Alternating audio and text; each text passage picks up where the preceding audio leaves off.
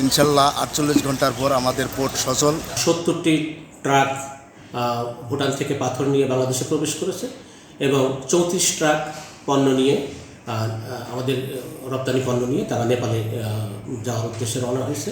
ইনশাল্লাহ 48 ঘন্টার পর আমাদের পোর্ট সচল।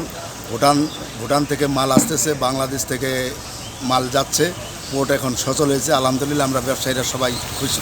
বন্দরের আমদানি রপ্তানি কার্যক্রম 2 দিন বন্ধ থাকার পরে আজকে আবার স্বাভাবিকভাবে চালু হয়েছে এবং ইতিমধ্যেই 70টি ট্রাক ভুটান থেকে পাথর নিয়ে বাংলাদেশে প্রবেশ করেছে এবং 34 ট্রাক পণ্য নিয়ে আমাদের রপ্তানি পণ্য নিয়ে তারা নেপালে যাওয়ার উদ্দেশ্যে রওনা হয়েছে। ইতিমধ্যেই যে সমস্ত ট্রাকগুলো কাস্টমসের কর্মবিরতির কারণে যে সমস্ত ট্রাকগুলো বন্দরে ছিল, বন্দরে গত 2 দিন ধরে অবস্থান করছিল, সেই 151টি ট্রাক এগুলো বিল এবং অ্যাসেসমেন্ট হয়ে গেছে এবং তারা ইতিমধ্যেই বন্দর থেকে এক্সিট করেছে। তবে আমরা আশা করছি এই যে স্বাভাবিকভাবে যে কার্যক্রম শুরু হলো এটা অব্যাহত থাকবে এবং এতে করে সরকারি রাজস্ব আয় বাড়বে এবং বন্দরের সাথে সংশ্লিষ্ট যারা আছে তারাও এর থেকে সুবিধা পাবে।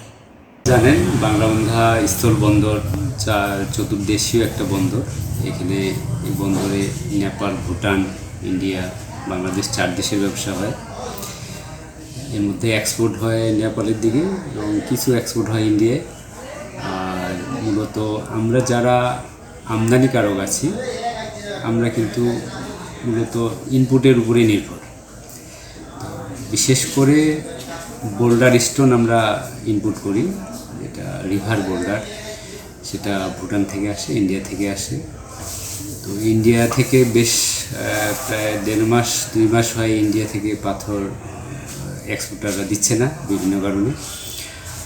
আর ভুটান থেকে যে পাথরটা আসে সেটা দিয়ে কিন্তু আমাদের এই বন্দরটা চালু আছে, আমরা ধরে রেখেছি ভুটানের পাথরটা দিয়ে। তো সেটাও মাঝে মধ্যেই বিভিন্ন রকম ঝামেলার কারণে সে গাড়িগুলো সময় মতো আসতে পারে না। তার সঙ্গে আবার মরার উপর খড়ার ঘা হয়ে দাঁড়িয়েছিল এই কাস্টমস এনবিআরের এই যে আন্দোলন চললো, সেই কারণে এই যে শাটডাউন কর্মসূচির কারণে প্রায় 48 ঘন্টা আমাদের আমদানি রপ্তানি প্রায় বন্ধ ছিল।